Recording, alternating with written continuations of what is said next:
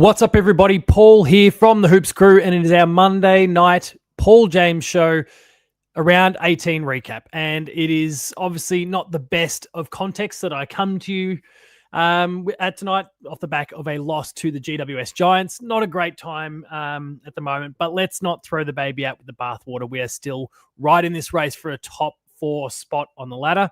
One of the big questions of the night, of course, will be, have we blown our top 2 chance? And we'll discuss that in a bit more detail later. But thank you all for having tuned in so far. I can see a few of you starting to pop in the chat, Shadu and Glenn already. Please, if you're watching this live, don't hesitate, as Jackie has just done, to use the comment section there, the live chat. I'll be chatting with you throughout the course of the night. And if you are watching this after the fact, consider tuning in live in the future. We'd love to hear your thoughts as the show is running. And if you've got some thoughts after the fact, feel free to drop them in there as well. Tonight, we'll be going through the Geelong and GWS matchup, and obviously the 26-point loss that we had there. We'll go around the grounds looking at the other games of the week. We'll do some Q&A, game of the show. It's a nice, tight package tonight, and we are going to get things going fairly quickly. But first, we're going to get some news out of the way. Obviously, one of the 3 that we're going to go through here, I've already discussed enough of the week, which is available for people to check out on the YouTube channel right now. It's about Jack Graham and the suspension, the 4-week suspension that he's received for I think it was, I'm trying to remember the exact wording now, highly homophobic slur. I can't remember the exact wording that was used to describe it. But I guess without wanting to really roll over already trodden ground in that enough of the week. And please, if you haven't already heard me speak about it in depth, go check out the video. It's been live on the YouTube channel since this morning. My thoughts on that are fairly simple. Like, firstly, irresponsible, inappropriate comments. But then secondly, and the thing that I guess prompted the nothing, is the stupidity around it. Like, mate, you've seen people make this mistake and get suspended, and you fell in the trap yourself. It's just unbelievably dumb and immature and disrespectful and all those things too. But just the heights of stupidity. Like, even if you are some bigoted piece of shit behind the scenes, like, keep it to yourself. Anyway, so that's Jack Graham and the 4-week suspension that he's copped there. Former Tiger, now West Coast Eagle. He's going to be out of football for 4 weeks and no longer a threat to our mate the Axe in his pursuit of the leading number of tackles potentially of all time this year. Though we've got to keep an eye on Matty Rowell, who's coming with a wet sail at the moment. Other top pieces of news tonight: Tristan Sherry receiving a 3-game suspension for the high hit, and it's kicking up a bit of controversy. All of that. There's a lot of people saying it's accidental. Tristan Sherry saying accidental. Maybe it is, but the contact was still high. And then we've got the rubric in play that kind of complicates things a little bit further. Shadu, I'm pinning your comment there. Please, if you're watching, like and subscribe if you haven't already. A lot of complexities around the whole thing, but ultimately, head-high contact, accidental or not, gets the rubric going. And I'm not saying it's the right call to rub him out, but it's also, we could also be quickly jumping on a narrative that it was an accident, but maybe it wasn't.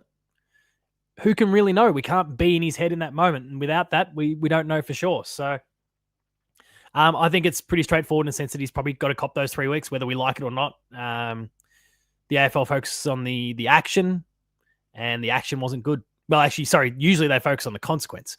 But the action wasn't good, and that's what we'd rather them hone in on. And whether it was deliberate or not, the action prompts a suspension. So here we are. Shadows just popped in saying, did you see Fox Footy has us playing against the Pies week 1 and finishing 4th? I've seen that as well. And that does feel like the most likely one. Adelaide and Brisbane have to kind of blow it somewhere along the way here.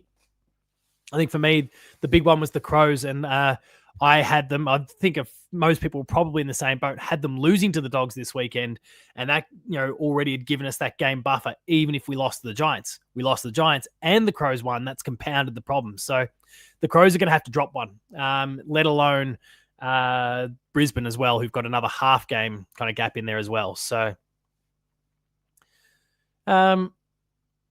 Yeah, it's kind of a tricky situation there. And the final topic of news before we get into the show properly, and I do see your comment there, Rob, and I'm going to try and fold it into our match review in a moment, is that Jason Horne-Francis, after mouthing off to Harley Reid, and deservedly so, Harley was mouthing off himself, and the Hornet let his football do the talking. But he was apparently playing with a broken foot at that particular point. So he's got a broken foot fracture, and he's going to be done for the rest of the season. So all the best, Jason Horne-Francis, in his recovery. I know some people aren't big fans of him. I'm not saying that I necessarily am, but you don't want to see players hurt and injured and those sort of things. You want to beat teams when they're at their best. Well, we're going to be as if things continue as they are, we're going to be playing North Melbourne minus Tristan Sherry. We're going to be playing Port Adelaide minus Jason Horne-Francis. Not ideal. Would love to play them at their best. The horny one is out. And Jackie says she hates feet. So no foot fetishes for Jackie. All right. Sorry. So now let's get into the match review here, where we can kind of focus on the Geelong and GWS result, get the pain out of the way nice and early. And we'll see that the Cats went down 13-7-85 to the Giants 17-9-111. A breakout game from Aaron Cadman, kicking 6 goals, 1. Jake Stringer, 4 goals, 2. 2 goals to Toby Green. And then on the disposal count, 32 to Whitfield in his 250th game, 25 to Finn Callahan, and 27 to Lockie Ash. Whilst for the Cats, we were held up by Shannon Neal. Without him, we would have been in all sorts of trouble. 5 straight goals to him, including one that he marked maybe in the 3rd or 4th row before getting his set shot. I haven't seen anyone freeze frame it and definitively provide the answer. I think we're all still eye testing it and saying, oh, it's probably a bit sus. But I'd love for just a definitive, yep, okay, conversation's over. We can move on with our day, because right now it just seems to be festering a little bit. But 5 goals straight to Shannon Neal. Big breakout game for him against a high quality opposition. And I've discussed this a little bit already, a very mature response from him, because he was copping a bit of a bath late in the first and early in the second, and the umpiring wasn't going his way. Maybe he was to blame, maybe he wasn't, but things weren't going the way he believed they should have been, and it would have been very easy to throw in the towel. He was starting to fling the arms out and kind of carry on a little bit, and he pulled his head in and played an excellent game of football from that point onwards. So I just want to take the opportunity, as I'm sure many of you will be in the chat already thinking it, and hopefully saying and echoing my sentiment, that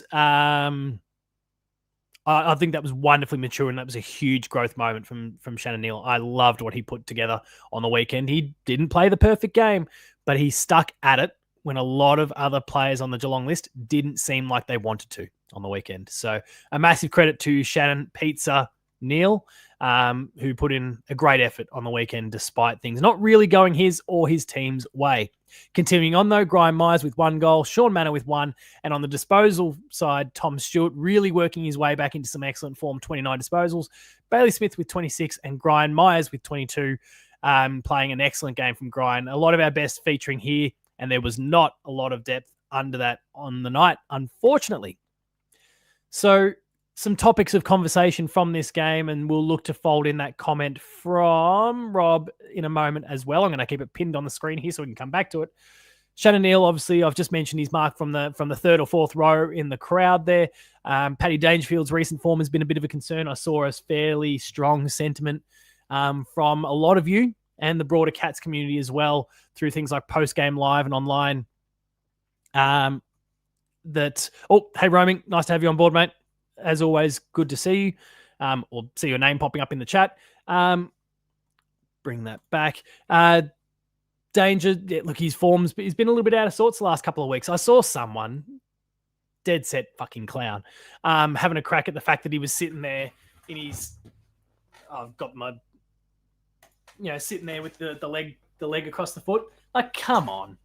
That's how he's always been. He's a very laid-back individual, the way he carries on. I hope it wasn't a Cat supporter. I hope it was some nuffy neutral supporter, a neutral club fan that's just trying to take swipes. Because if that was one of our own, having a bit of a whinge and a whine over the fact that Paddy Dangerfield was sitting there with his leg crossed, grow the fuck up. And if you happen to be watching this, you're a clown. Grow up.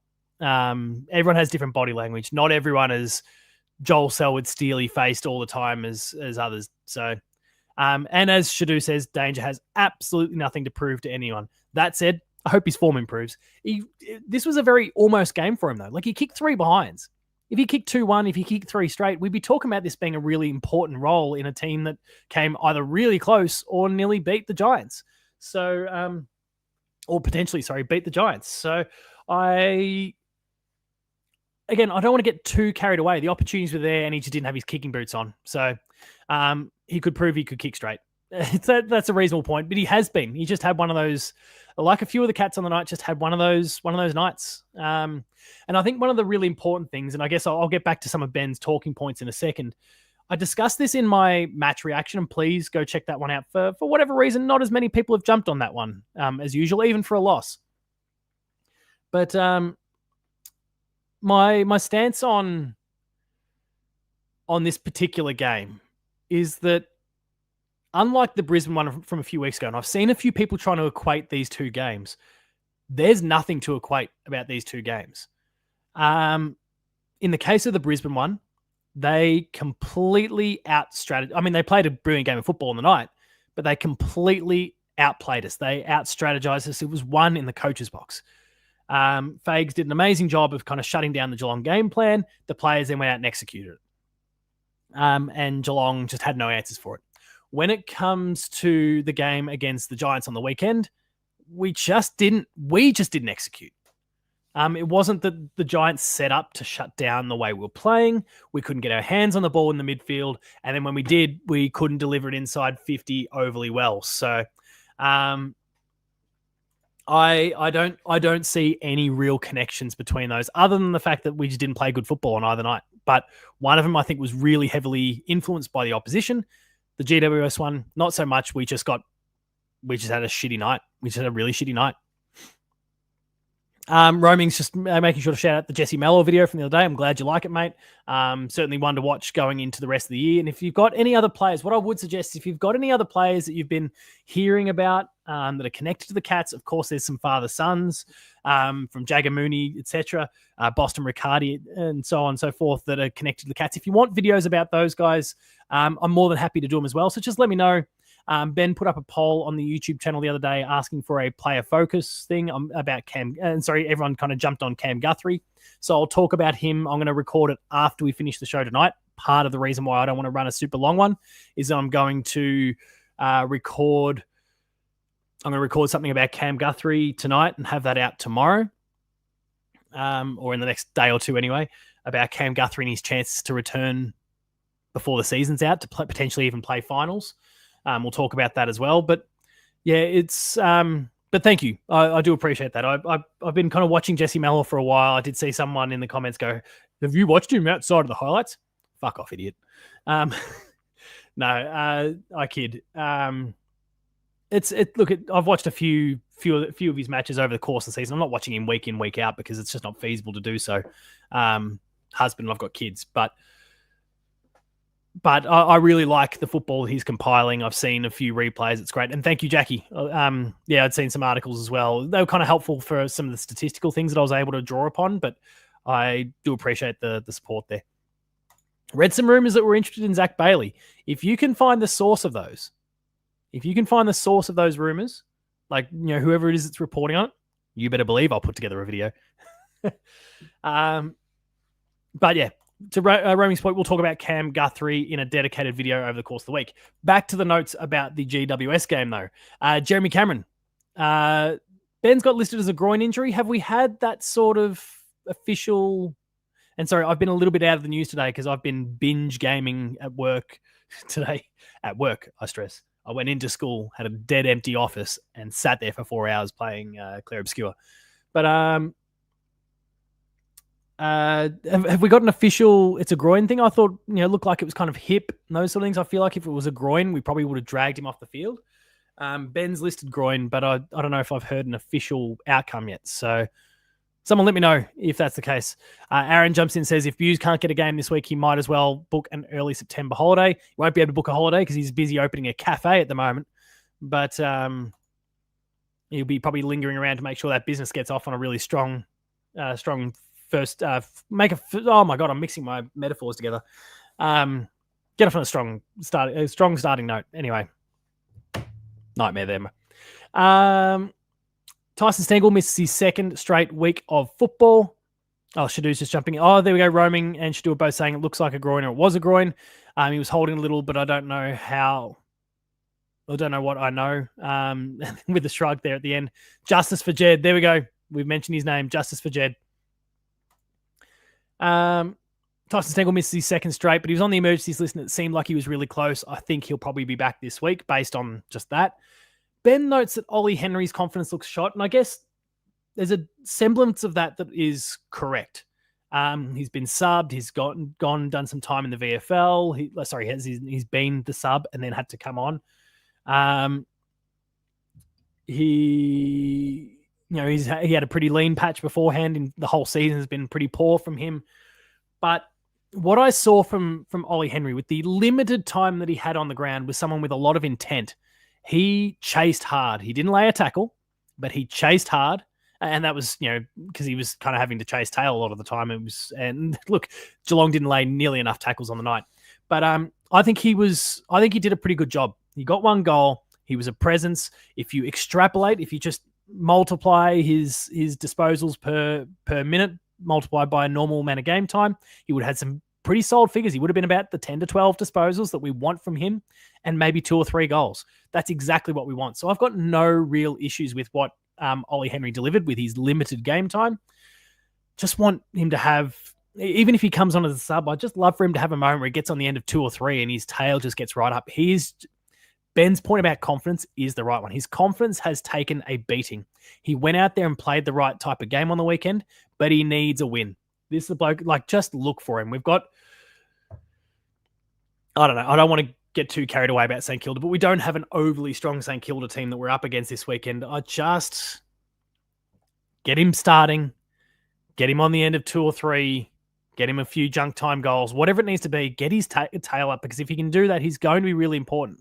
3+ is good from Ollie. I would say 2+ is good from Ollie. If you've got, and let's assume Jeremy Cameron's fit for a second, but if you've got, and I guess we can even look at, I'll bring up the numbers again and try and compare the Giants to the Cats for a second. So let me bring up the score thing and try and draw some parallels. GWS have a very similar forward line structure to us. Jesse Hogan is our Shannon Neal, I suppose. Aaron Cadman is our Jeremy Cameron. Jake Stringer, obviously he's got a bigger body, but Jake Stringer is our Ollie Henry, the third tall. And then you've got Toby Green that plays your Tyson Stengel, and then you've got your fleet of others that are very Brad Close, Brian Myers, etc. Their forward line structure is very, very similar. And so for me, I think it's, and we saw how effective it was with, Jesse Hogan was very, very well held. But you can see the others got off the leash. When you've got 3 that are up and about playing good football, it works. And so I think we need to persist with Ollie because it can and will work. We just need to, he's got that intent. He's getting out there and he's playing the way he needs to play. He's heard the coach's feedback and he's working on that. Now we just need him to get his hands on the ball and get some decent game time. So I believe in Ollie. And I will take, I know you said 3, I will take 2. If he kicks 2, and then you get Cameron and Neil that kick 3+ apiece, let alone your Tyson Stengels and your Brian Myers and the midfields that come through, the midfielders, Danger doing his thing. I think that's a good output. So I'm fine with it. And Lucas, I'm with you, mate. Ollie Henry being taken off when he kicked a goal after sitting on the bench half a game is a disgrace. Disgrace, I wouldn't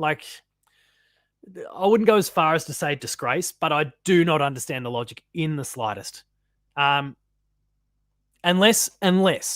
and the only thing that I can kind of try to connect it to is that because his confidence is shot, get him off, get him on the phone, coaches in his ear, really pumping him up. I don't know. I would still argue that it's better to keep him on the field. You go, okay, you got some momentum. Go, go, go. Jackie says that I think it was a muddle up that he came straight back on. And if that's the case, great. Or maybe it was, as I said, an opportunity just to get on the phone, coach, Scotty or, someone else from the coach's box gets in his ear and goes, mate, that is awesome. Keep it up, keep it up, keep it up. build his confidence. And so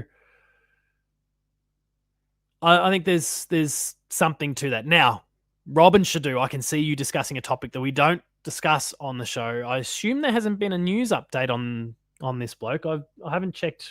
I've forgotten what the newest date at court was. But I don't know. He's been keeping. All I'll say when it comes to TBs, I believe he's been keeping himself fit. So it probably writes off. He probably writes off this season. Of course, I think whatever happens this season is a write off. And then assume for a moment, let's assume innocence until proven guilty. Assuming innocence, then I would say he's going to have a good fitness base under him to hit the preseason running and come out there and then he's going to have to use that preseason to get his footy touch going again. So I don't know. And keep in mind, he'd been on and off and kind of had a bit of a dogged run of injuries for a little while through 2023 and 2024, kind of in and concussed, and then he'd do, some like a hand injury and then out, and like there'd been inconsistencies. Well, he's got a whole season to just get his body right since he's not able to play football, and then assuming for a moment that he has no case to answer, got my doubts, but assuming there's no case to answer, then he returns with a really good fitness base under him. So we'll see. Anyway, moving on from that individual, because it is a topic that we try to avoid for the most part. We spoke about Aaron Cadman. We spoke about Lockie Woodfield's 250th, and Darcy Jones apparently kicked a goal of the year contender. Sorry, I don't really remember that one in that particular instance. So that's about all you need to know when it comes to the game. The coaches' votes from this matchup are as follows: Aaron Cadman with the 10, Finn Callahan with 7, Connor Iden with 4, Lockie Whitfield 3, Tom Stewart, Shannon Neal with 2, Jake Stringer and Lockie Ash with 1 vote apiece. Interesting that Grind didn't pop up in there. I would have thought the Grind Myers would get something at least from the coaches box, the Geelong coaches box, if nothing else. I felt like he was our best on the weekend.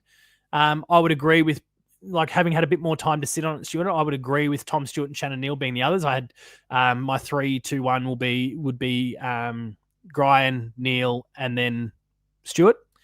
But I'm surprised that Grian didn't get a gig at all. There you go. All right. And then that takes us to the run home from here, where we will be playing a few matchups here against non-finals contestants for the most part, unless Sydney pulls off an absolute miracle. So let me scroll down the fixture here, because this gets us into our conversation. If people haven't already seen it, please make sure to go and check out the video that I put together about our run home. I'm going to project the fixture here on the screen now. Get out. There we go. Begins this week with St Kilda. What is that? 110 on Sunday. I'll be bringing my son along, so if you're at the game, please make sure to stop and stay high. But I will just say, and I guess the only other game I've brought him to was the round 1 game against Freo. He got a little bit overwhelmed by I think the intensity of people coming up and wanting to say hi. And when I had to stop for a video and people kind of dragging me around and very animated, if we can just, I want it, like, if you see me, please say hi. I'm more than happy to chat. If you want a photo, more than happy to take a photo as well. Just do me a favor. Just let's keep it a little bit subdued. He was a little bit rattled the other day. Where am I sitting, you say? I am sitting. I'm bringing up my tickets because these are my dad's reserve tickets, but he is out of the country, so he forwarded them onto me. What stand is that? Gate 13, bay C34, row B, seat 20 and 21. I'm trying to remember what stand he's got his reserve seats in. It's not far from the Joel Selwood stand. We're just around from the Joel Selwood stand. Hang on. Let me make sure I get my stands right. No, I'm in the Brownlow stand. I'm in the Brownlow stand.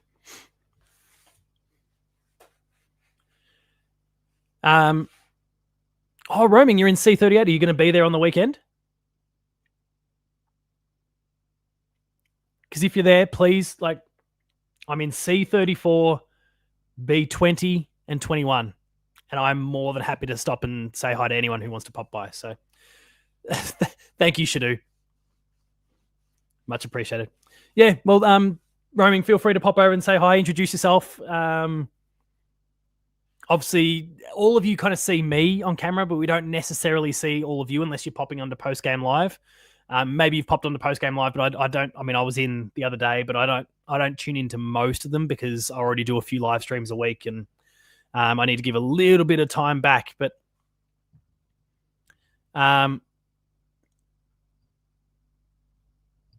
did I say I even read Bussy? Sorry, I don't know why I said Shadu, but thank you everyone. I guess I'll wave to you, Jackie. We'll get like a big Discord call going all at the same time. We can all wave at our cameras and then stand up and wave across the stadium, and we'll try and work out where we all are. We'll do just we'll mess around with our torches and try and alert everyone to where we are. I think it'll be good fun, but just get your phone zoom. What I know that so. After this weekend, 2 weeks from now, the Geelong and Port Adelaide game, that is the one where we've got the whole meet and greet going on. So please, if you haven't made plans to come to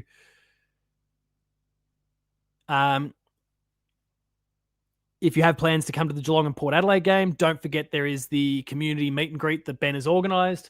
I think it started at 12 o'clock ahead of the 4... I should just look here. The fixtures, it's right there. The 3:15 game, the round 21 match, August 3rd. I think Ethan is in town for that one. So we're looking to do the big community meetup that day. He's obviously flown in all the way. He's flown in all the way from the US to come and check out our great country and this great game. And he's coming to that game. So it'd be awesome to see as many of you there as possible on the day. Looking forward to meeting Ethan. It's gonna be cool. And any of you that also pop in, I figure we'll grab a couple beers, grab a meal, and then wander over to the game when it's game time. All right. Where are we? So yeah, the run home. We've got Geelong and St Kilda this week. Obviously, we've discussed that one. 1:10 on Sunday. We play North Melbourne 7:35 on July 26th. That is obviously round 20 at Marvel. Happy stomping ground for us, that joint.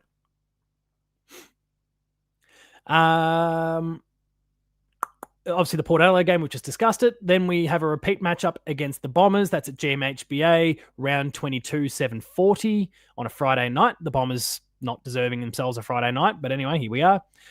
Sunday, August 17th, our game against Sydney, our final big matchup, I would say, because then we play the Tigers in the final round. We should win 6 from 6.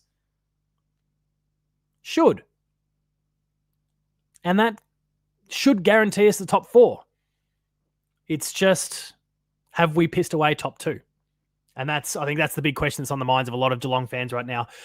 Depending on, if we finish 4th, then we have, as someone mentioned earlier in the chat, yeah, Jackie's quick to emphasize it, we should. I don't want to get too carried away. There's touch wood, all of those, whatever you believe in for jinxes and all those sorts of things, or not jinxing yourself, do it. No black cats, no walking under ladders, all that sort of thing. But we should finish top 4. If the stars align, we could still finish top 2. We need Brisbane and Adelaide to lose an unexpected one somewhere along the way, just to square the ledger up from this past weekend, because we blew that. And if we do that, we're in it up to our eyeballs. But we'll wait and see. So that is the fixture for the remainder of 2025, and we'll go from there. Bussy references the doing another meetup during the finals. Thought you said that the other night. I was getting all of my dates completely mucked up. I was referring to the Port Adelaide game. But that said, if something works out for us, especially qualifying final against the Pies, the MCG, it's probably going to be nighttime for it. I don't see any reason why we couldn't all meet up earlier in the day. I'll be going. At least I'm planning to go. My big concern, if we make it to the grand final, my daughter's birthday's that day. We've already made sure that her birthday party is not going to be that day. But I've got a problem. I've got a problem ahead of me, I think. But anyway. So that is the fixture. All right. We are about to go around the grounds and talk about all else that was going on in the world of football this particular week. But first, we'll take a word from our sponsor, Cyril Cook Florist. The Hoops Crew Media Network is proudly sponsored by Cyril Cook Florist. Visit them at shop 1211 Leather Street in Breakwater. Phone them on 035 222 2244 or visit their website at www.cyrilcookflorist.com.au and use the offer code GOCATS in the voucher field at checkout to get 20% off your next online purchase. Thank you, Cyril Cook Florist, as always, for your ongoing support of the Hoops Crew and all we get up to. Drop those flower emojis in the chat, please, if you haven't already. Let's quickly go around the grounds and look at the other games that were played this weekend, because there was a few of them, and it was a pretty tricky round for tipping, as we've all probably learnt the hard way, but I know there's been a few people out there that put in absolute blinders this week. Thankfully, none of them in my work footy tipping league, and I've managed to hold on to second or third place. Brisbane beat the Blues. That was a foregone conclusion. This was a tough one for a lot of people to tip. I went the Pies and nearly was vindicated in the end, but we're all having a good laugh because they pissed it away, and congratulations to the Suns on the win. Another tough one, Crows and Dogs. A lot of people go on the Dogs. The Crows travelled to Marvel and got the win. Got to take them seriously. We've got to take them seriously.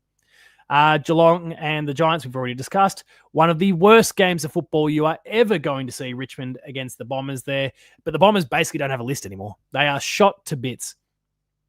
Can't wait to beat them by 100 points in a few weeks. Freo getting the job done against the Hawks, and I'm so shitty about it because I tipped Freo and I got cold feet with like 3 minutes before the game.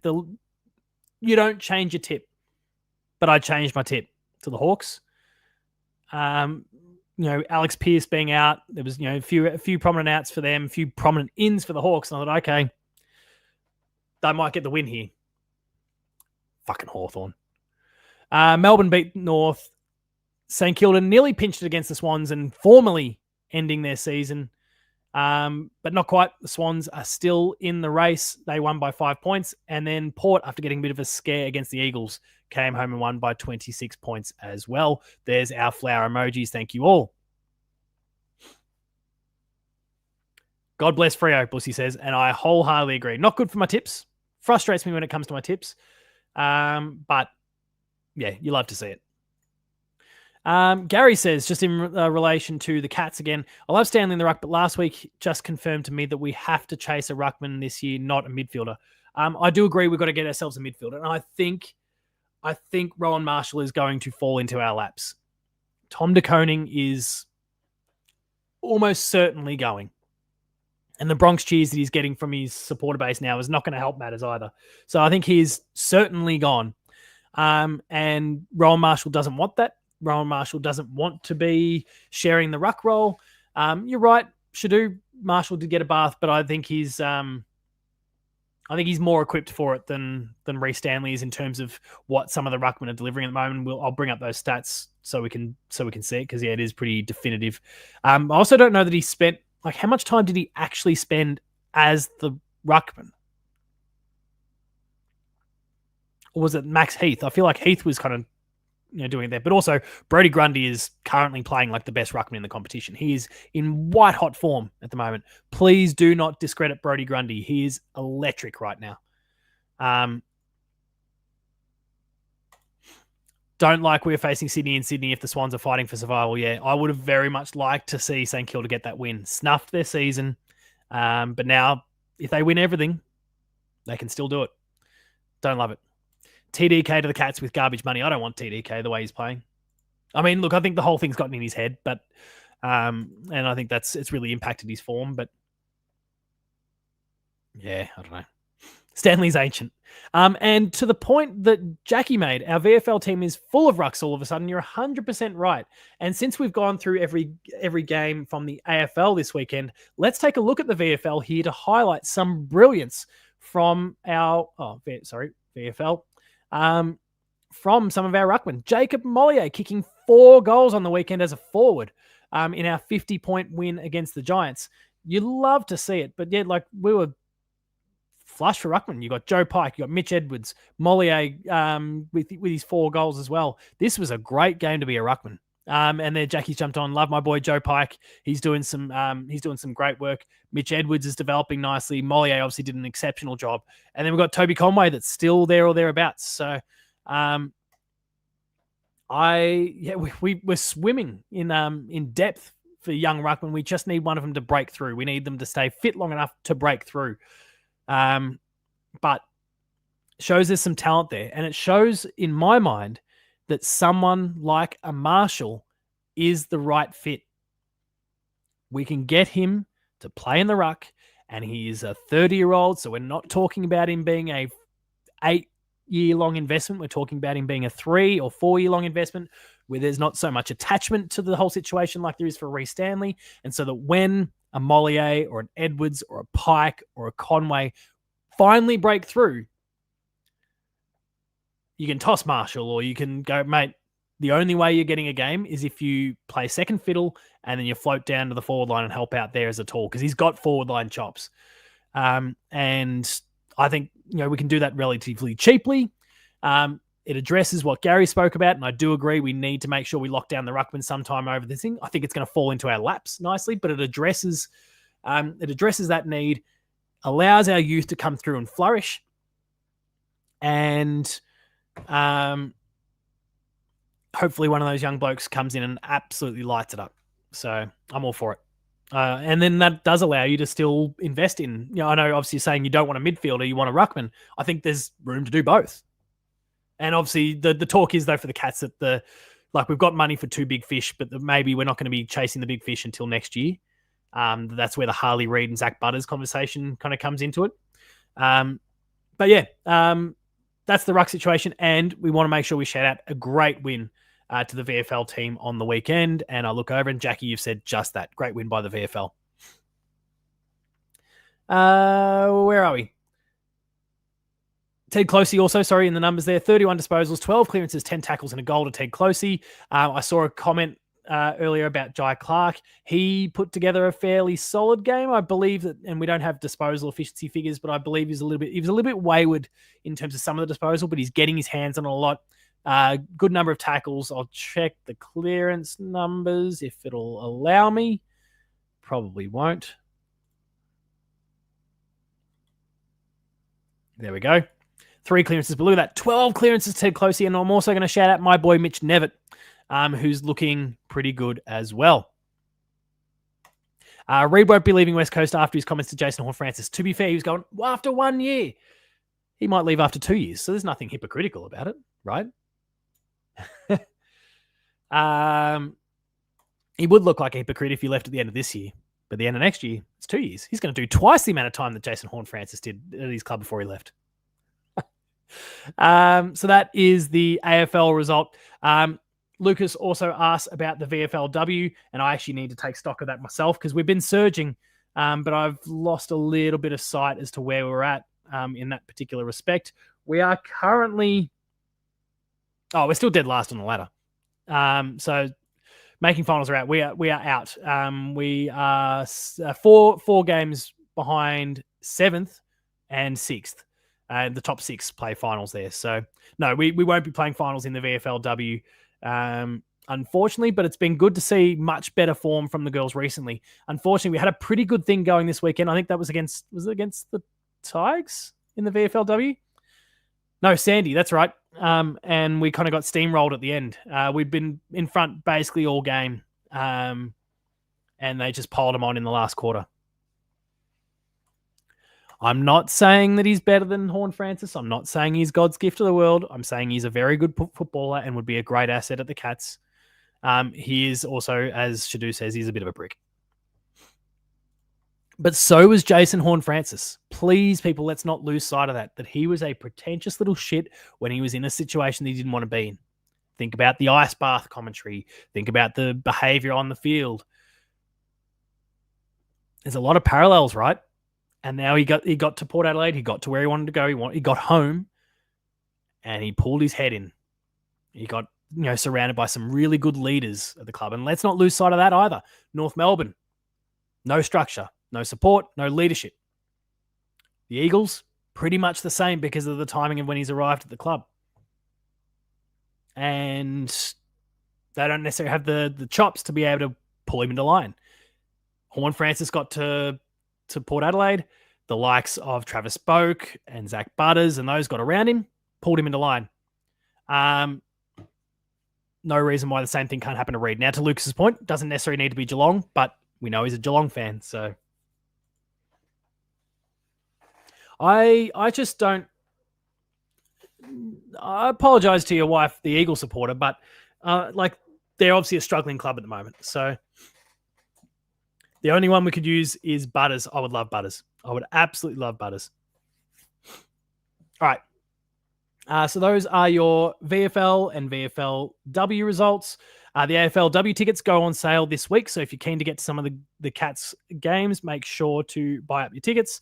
And finally, before we move into Q&A, we'll also make sure to shout out this week's nominee.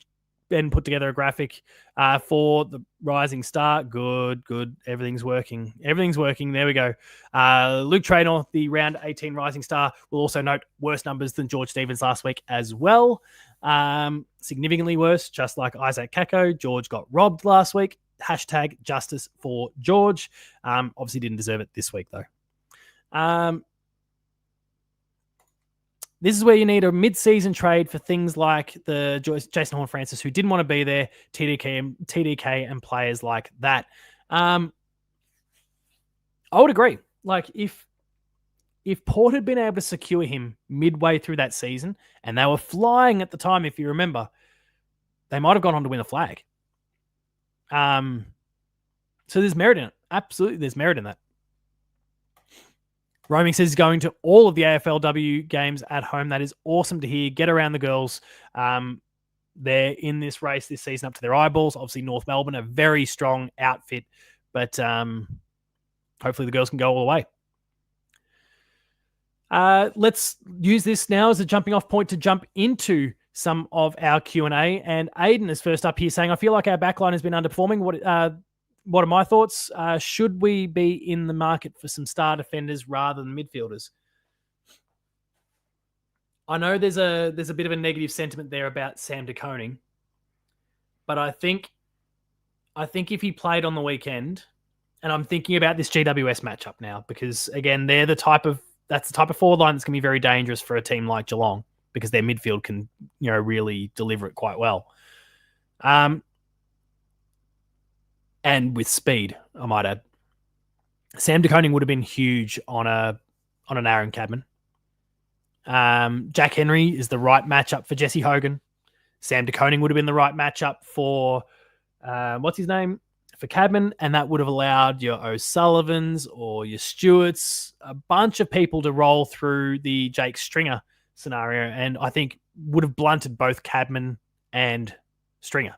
So I think SDK returning is going to be really important structurally, but also I think when he's up and about, as Shadu says, when SDK is on, he's on, and I think he's been on for a while.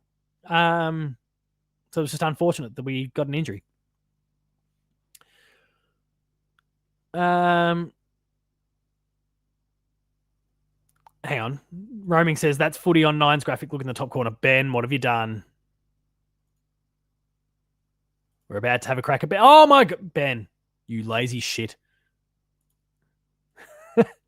Good get, Roaming. And so Gary, just kind of on the end of that, relating to defenders. So SDK, Buse, Colo, who else have we got in terms of players that are not in defensively at the moment? I think they're the three. But obviously they're not all going to fit. And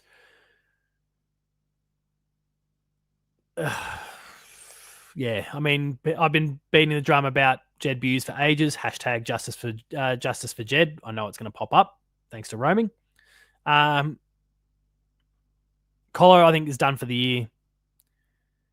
But those other two, I'd love to see him in. I don't know how we make it all work, but I'd love to see him in. Colo's done for the season, along with Duncan and Cam Guthrie. More on Cam Guthrie in a dedicated video tomorrow.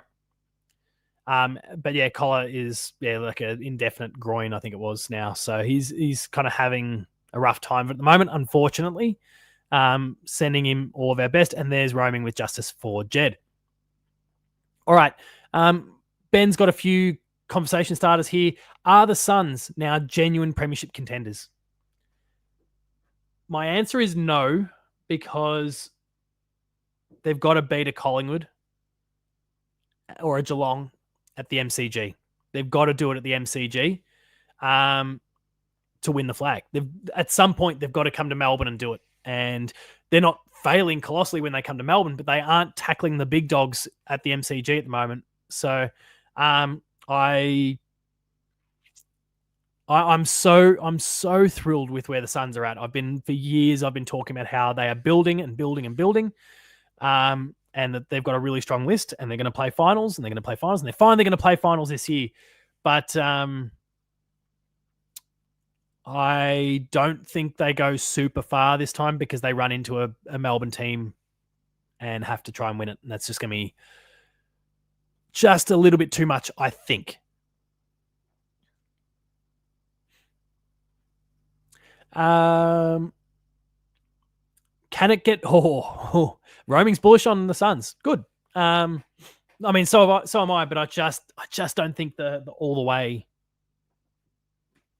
I don't think they can win the flag. Sorry, I just realized that. There we go. That I've got a door that's stuck open. Yeah, Pies kicking 0-10 won't happen again. Suns just fell in. And that's the other part of it, is like the Pies could have and should have won that game. Can it get worse for Carlton? Is another prompt we've got here from Ben. Can it get worse for Carlton?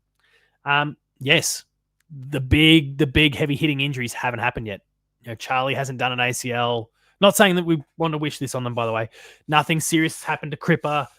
The exodus hasn't begun, but SDK, and so Jackie's just said yes, they could be like Essendon. Yeah, the injuries haven't cruelled Carlton like they have for Essendon yet. So yeah, the injuries could come piling in. SDK leaves, maybe one or two others leave as well. Maybe one or two get traded out, because Gary, you say who cares when it comes to Carlton? I think, like, again, going back to the SDK thing, what happens there has a knock-on effect for the whole Ruck circus at the moment. So I think it's really interesting to watch that situation right now. I'm kind of following him pretty closely. Also, we don't mind seeing, and I'm not sure if you're one for theatre, but I'm kind of enjoying the Carlton supporter meltdown that's going on at the moment. They're getting really hostile and turning on each other. Sorry, did I say SDK? I mean TDK. We've just been talking about SDK, and his name is stuck in my head. I don't mind a bit of theatre, and watching the Carlton supporters turn on each other at the moment. It's pretty entertaining. Membry owns you. How was Tim's performance this weekend, trying to get his team over the line while Shannon Neal kicked goals in junk time? Cheers, Magpie Tim. What are you talking about? Let me bring up the worm here, just so I can get the sequence of when Shannon Neal got his goals. Round 18, Geelong and GWS.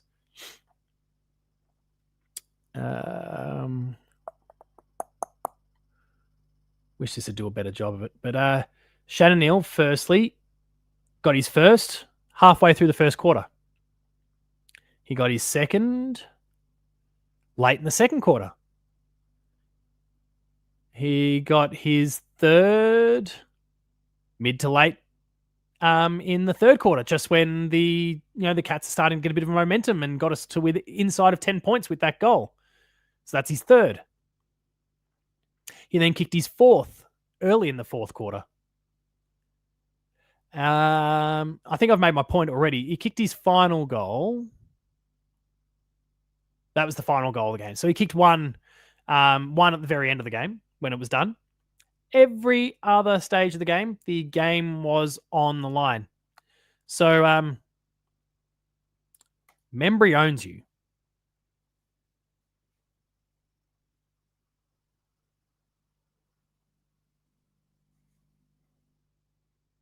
Lots of love. All right.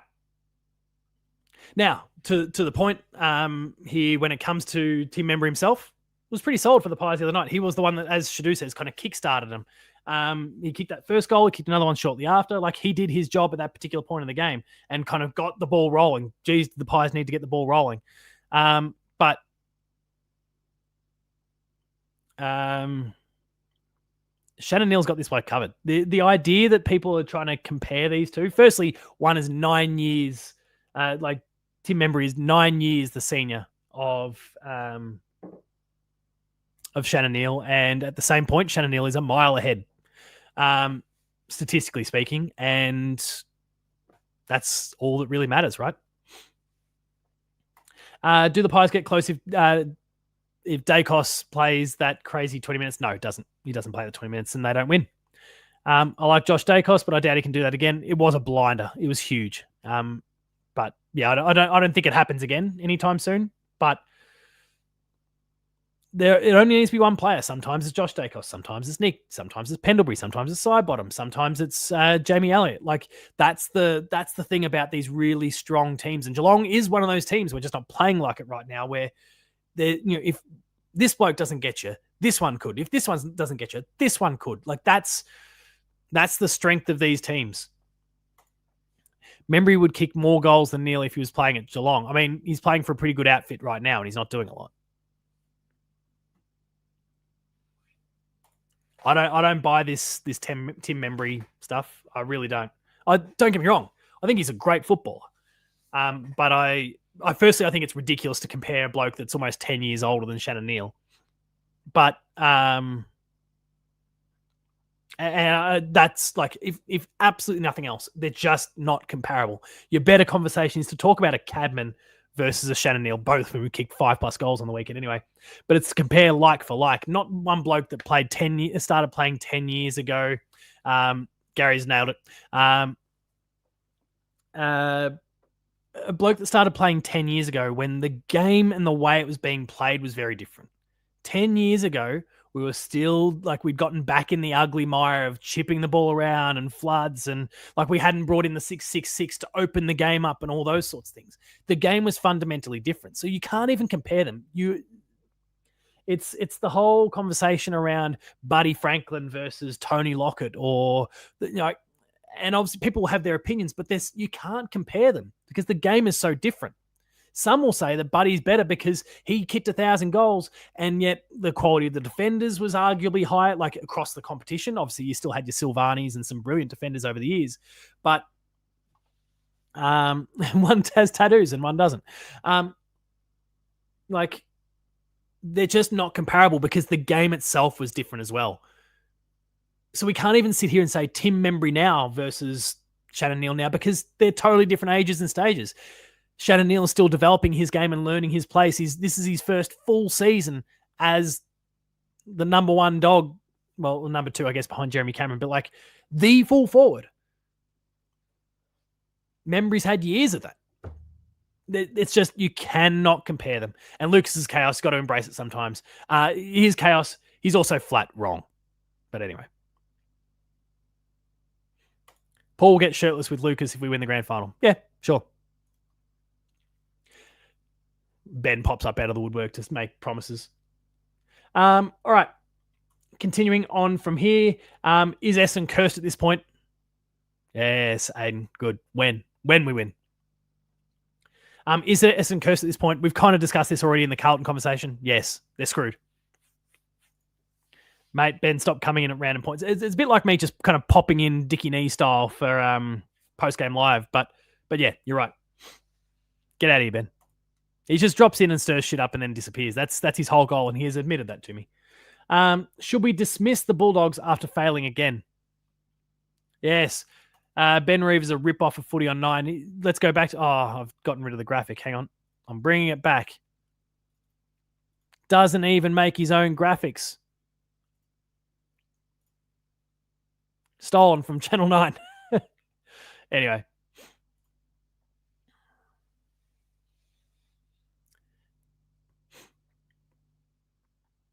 Ben lurks to farm rage from Paul. He does it doesn't work. It doesn't work on me. I like to. I mean, you certainly see me. People see me get very animated, but I'm liking the theatrics. I like the drama. I like the fun and games and the engagement of it. When you're putting yourself out there on the internet or TV or whatever it happens to be, you got to amplify things, and I'm all for it. I'm really happy to embrace it.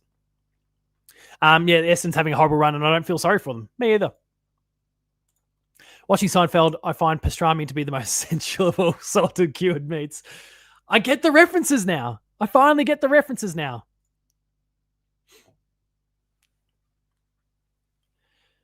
Shadu asks, will you box Scotty too hotty? I'm glad the post-game live conversation has continued.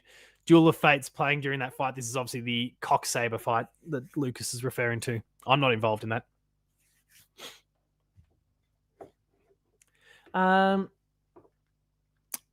right, here's the one. Let's circle into footy and what's going to impact the finals here. Which team? Obviously, we know that there's 9 other teams that are going to miss out on finals at this point. Presumably, Sydney is amongst them, but I guess there's an outside chance. Actually, let's play it safe.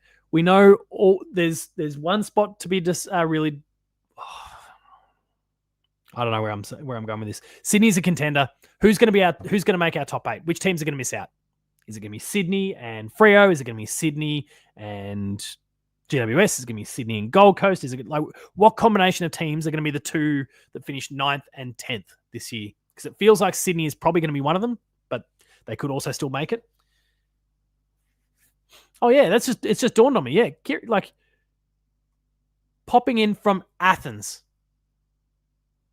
That's awesome, mate. But yeah, who are the 2 teams that are going to miss the finals? Luke. In the meantime, Lucas says he'll go and jump a punch and call Terry out. He has his chance to get revenge after I embarrassed him on his show.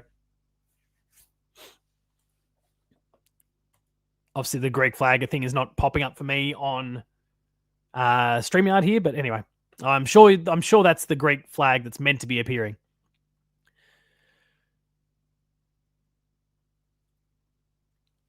Looking for some thoughts in the chat here. It seems like people don't want to be too committal. Who are the 2 who are our 9th and 10th place teams in the finals this year? Who are they going to be?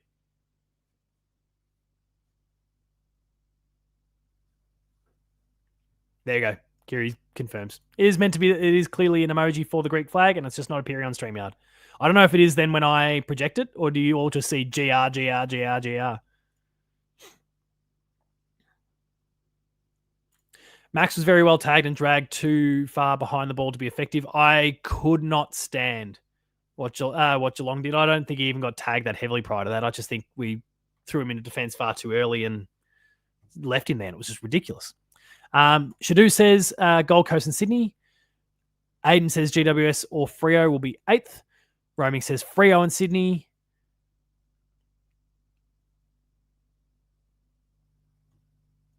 Max is playing off halfback and why? Perfect, very good questions. So we've got a few ideas there. Keep popping those in the chat as we keep going. I'll look to engage them as we go. Sydney in, Suns out. Suns have a tough game this week. They've also got an extra game up their sleeve. That's the thing that people are forgetting. The Suns technically right now have an extra game up their sleeve. They still have to play twice in the final round of finals. They are sitting equal on wins with us, and they've played 1 fewer games. I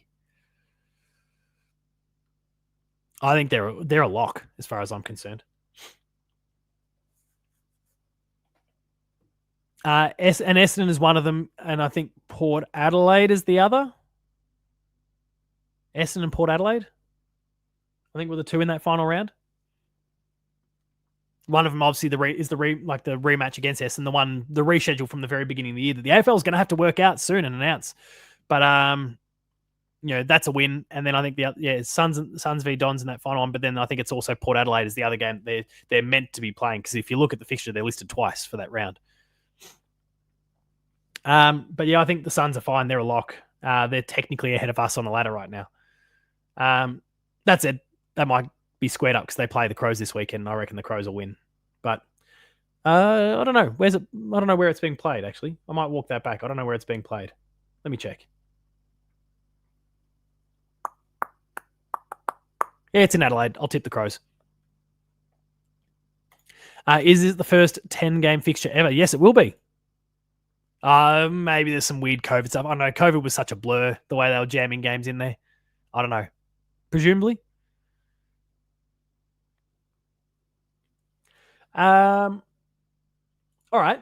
So another one. We've got a few people popping in their thoughts here around the teams that will finish 9th and 10th. Well, which of the bottom 10 teams, or I guess the bottom 9, I guess Ben's kind of with the prompt here is factoring Sydney out. Of those bottom 9 teams, who's going to be playing in finals in 2026? For me, Sydney will be back. Port Adelaide could be there or thereabouts.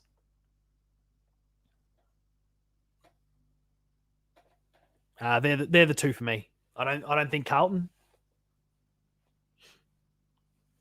and I can't see anyone else who's going to explode. West Coast Roaming says. I won't chirp too much. I don't want to upset Bussy's wife around West Coast. Brisbane looks like they have mate, like the academy picks, the father sons, they are going to be just fine. Lucas says Sydney and Melbourne to be the teams that will be bouncing back. Oh, and Roaming's being serious. Says he's being serious about West Coast. You might be serious, but I'm not going with you. Sorry, no chance. Sydney and Melbourne, Melbourne will be a smoky. Jared says Sydney and Melbourne as well. A few interesting selections there. Be good. But yeah, it's going to be hard. It's going to be hard to knock a few of these teams out. It's okay, Paul. She knows they're garbage. Good. First stage is acceptance, right? Okay, a stupid one here from Ben. Should Geelong offer Sam Constas a Category B rookie spot for next year? I mean, he clearly can't play cricket, so I guess there's a chance. No. Moving on. Lucas, give me your thoughts on Sam Constas at the moment. And this is University in Fitzroy, Ben says. There we go. We poked the bear too soon.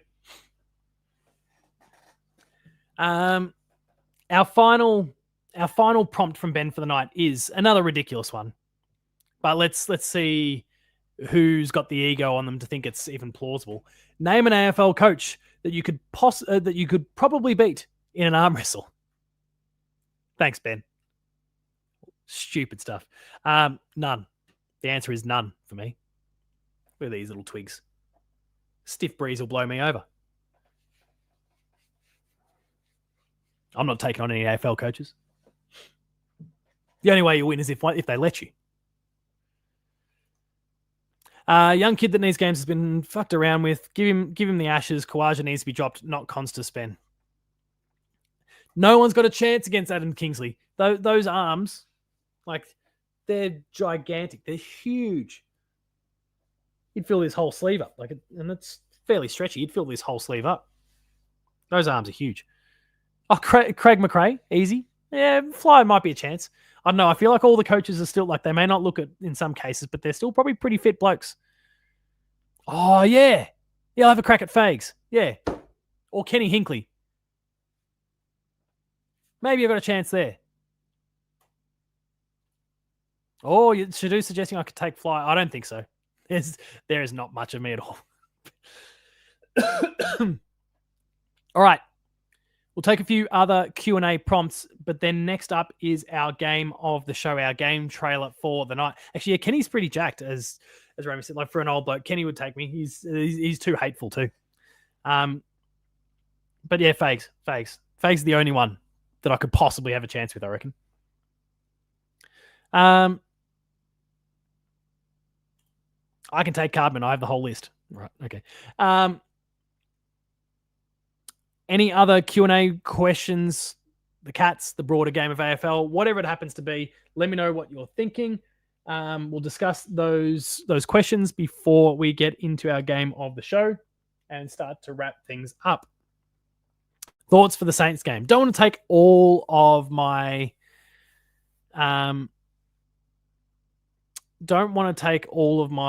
Thursday night thoughts off the table now, but thoughts for the Saints match. The Cats should win. Should be a 5-goal win, I would have thought.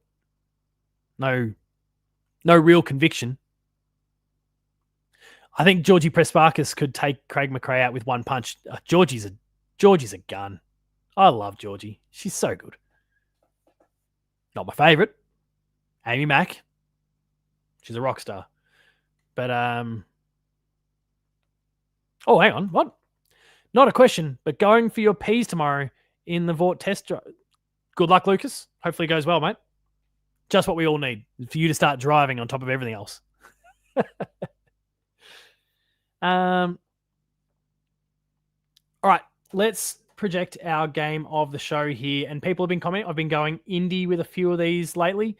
And this is one that just kind of popped up on my Twitter feed fairly recently. I didn't know anything about it. I'd never heard of the game at all. The game is called Back to the Dawn. Basically, it's kind of Prison Break in a lot of ways.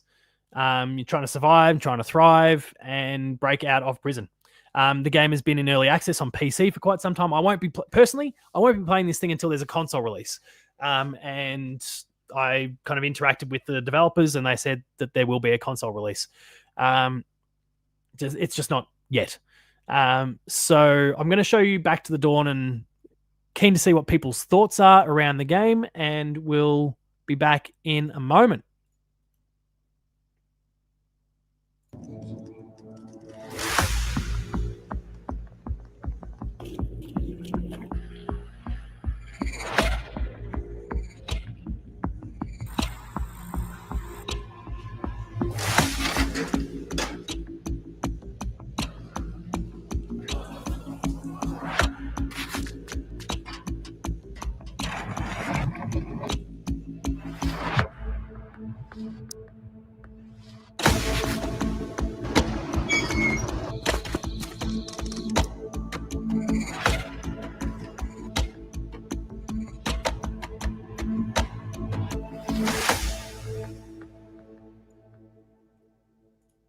Full launch of Back to the Dawn is this week, coming to PC. It's already available on Steam, but in a few days it will be available in 1.0. Good luck to that team. And again, as the sentiment is continuing to be expressed in the chat, good luck to Lucas with the driving test, mate. 1 hour driving test. Have to do 4 things: parallel parking, hill start, U-turn, 3-point turn, angle park. Have to get 90%. I remember having to do, when I did my test for my P's, I had to, they'd try and get you for 2 of parallel parking, 3-point turn, and I can't even think of what the third was.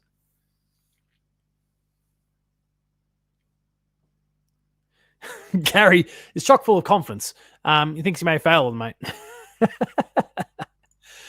And yeah, sorry, Victoria is much the same. You've got to have a logbook, 120 hours beforehand as well. Oh, Pepe the Frog's just popped in to say that we don't have what it takes this year. I'm not going to say die. No, I'm not.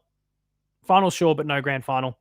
I don't want to get too carried away with a couple really disappointing losses, but we've not been playing great football, and it's all just a build at about the right time of the year.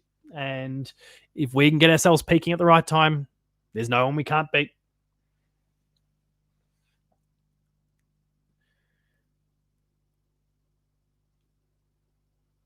Ben is just so that it's this new platform that we're kind of embracing, memo.fm/the Hoops Crew. You can leave a little voice messages in there.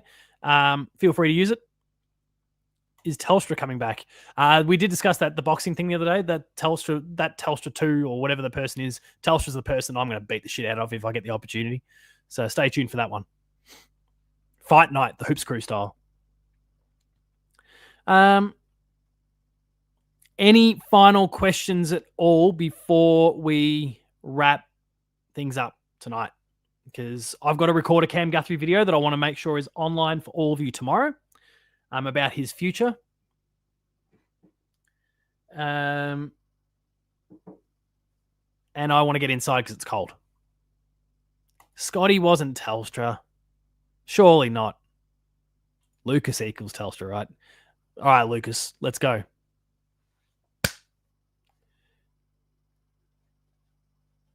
Gary says that you think we zone off in defense a lot when we should man up. Look, I think it's a balancing act. And yeah, I think we've still got a little bit of work to do in that regard. I think you're right.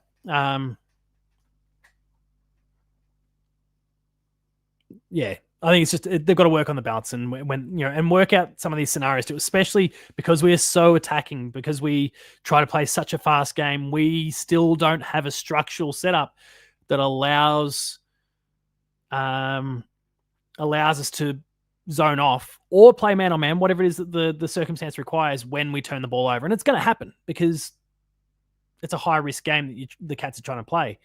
A high stakes and a very fast game the Cats are going to play. And you don't hit your targets. Even the best teams don't hit every target. But we are so vulnerable going the other way in these scenarios. So we've got to do a little bit of work on the structure behind them. Whether that is manning up, whether that is a zone, I don't know. But they need to look into it because that's our greatest weakness right now. Maybe in the midfield. So attacking, we get burnt when we deliver the ball horrendously inside 50, 100%. And the model that Geelong needs to employ is the same model that I've discussed all year. I keep talking about the launch zone, getting the ball to 60-ish meters out, and then unless you've got a real clear, obvious hit-up lead, launching the ball deep inside 50. Because then, even if we turn the ball over, the entire Geelong team is still in front of the ball when the opposition gets it. And so the pressure is on and you're able to zone off. You're very easily able to slip into a full court defense, full field defense. But if we go somewhere in the middle, if we launch it to 25, like if we deliver the ball 25 meters out, unless it is one of those pinpoints, like there's a clear and obvious lead that you're hitting, we hit to that point and we miss. So many of our players have overcommitted because they are going a million miles an hour in that one direction. There's no turning back, and the opposition just goes waltzing up the other end of the ground and gets the goal. It is so simple. Geelong, get the ball to 60 meters out and lace someone out, or deliver it 50 meters inside, and the ball is 10 meters away from goal. Danger zone, danger zone, danger zone. And all of the Cats players are still in front of the ball if it gets turned over. So we can defend it better. This is a very easy concept. It's not even, and I know, Gary, obviously, you were talking about manning up versus zoning off.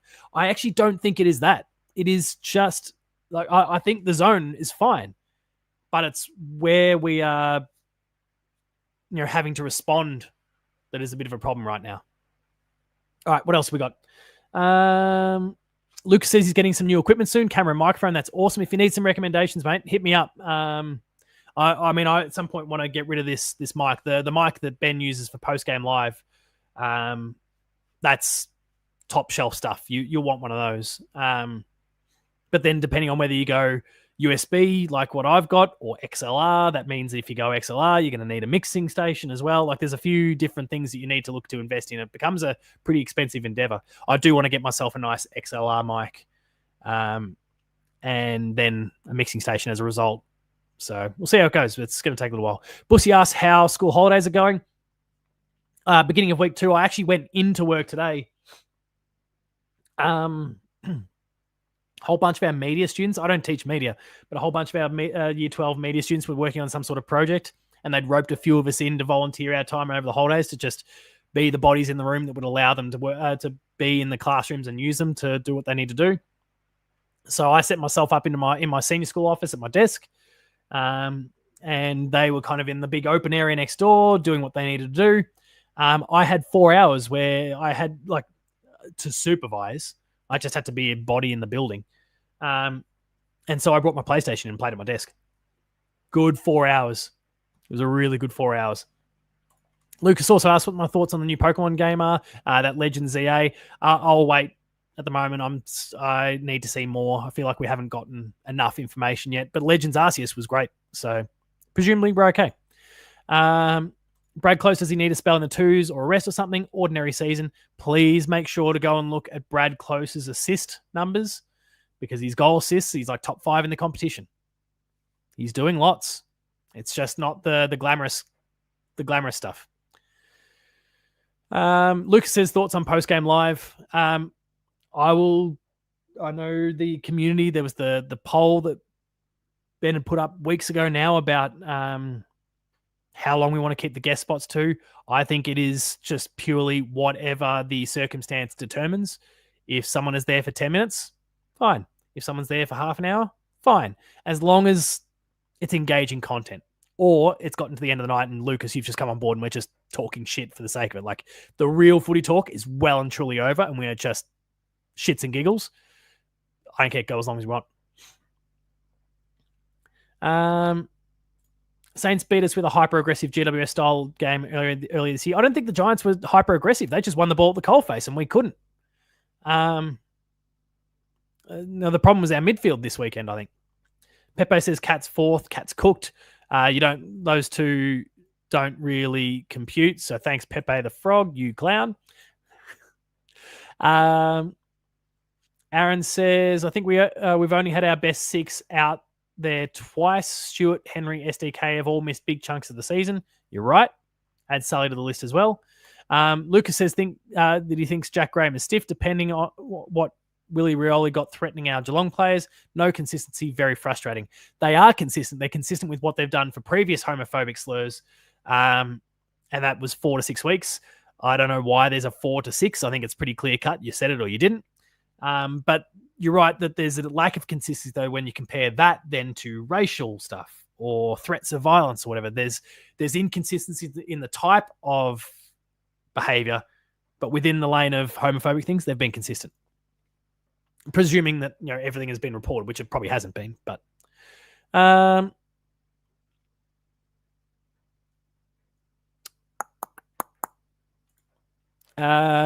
Jackie says, think that Jack Graham deserves what he got, but you're right. AFL should have investigated Rioli. Ridiculous. They just let it slide twice. 100%. Gary's off to get some rest. Thanks for coming on board, mate. As always, good to hear from you. Aaron says Levi Ashcroft to win the Rising Star. Last name might give him the nod. Sully has been outstanding. No way they're giving it to Geelong 2 years running. Yeah, I probably agree. And Shadu says self-reporting leniency maybe is the discrepancy, and I hate it. I hate that. And the comparison, for anyone who's not seen the video that I posted for Nuff of the Week this week, please go check it out. After you've finished watching this, you've dropped a like on the video, you've shared it, got out the word there out to all your friends and family, go check out Enough of the Week. And I basically said, if I walked out of this house, geez, I'm mindful of making threats considering the bloke who made a stupid threat to Vossi, but if I walked out of this house with a gun and I shot someone dead, done. And I go, oh, I'm sorry, I didn't mean, it was an accident. Or I'm sorry, I shouldn't have done it, I'm sorry. You still murdered someone. Now, a little bit different in this respect that it's a comment, the old sticks and stones sort of thing line. It's a comment versus shooting someone dead. But the fact that oh, yeah, I did it. It was me. I did it. I don't care. The act is the act.